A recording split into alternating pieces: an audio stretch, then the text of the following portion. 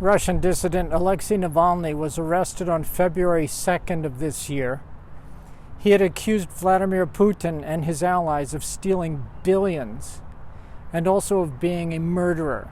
He has been a long-time anti-corruption activist. He was sentenced to 2 years and 8 months in prison. There were many protests around Russia over his arrest, and yet he remains in prison. The international community has protested his arrest and sentence, and yet he remains in prison. He's been on a hunger strike and is reportedly near death at this point. Why do I bother to bring this up? Because I want to talk about it. There's a price to pay for standing against corruption and for speaking truth to power.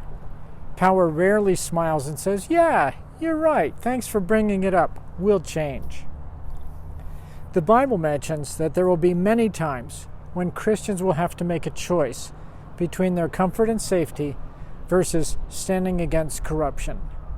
We see examples in John the Baptist, the apostles John and Peter, Stephen, and also Paul. Peter teaches that we should honor the king, and yet he's also the one who defied the Sanhedrin. It calls for a heart of wisdom, which you do in which case. John the Baptist, Stephen, and James were martyred. So was Peter, eventually, and possibly Paul was. That part is debated. But there is a price to pay for taking a stand. As we know from Ecclesiastes 3, there's a time and a season for every purpose under heaven. There's a time to hold your tongue, and a time to speak, and a time to take a stand. Only the Holy Spirit can tell you which is which. And even while some are convicted in one way, others will be convicted in others. Our place is not to judge each other, but instead to recognize that God gifts us all differently and calls us differently. We are not all the eye, and we are not all the mouth. It was Moses' call to speak to Pharaoh, and Aaron's call to speak for Moses.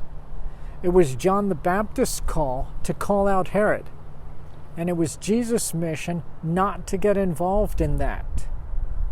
What we need is to listen to the Spirit, act according to His call on our lives, use the utmost wisdom in these matters, and not judge one another, though confronting each other in love is always warranted.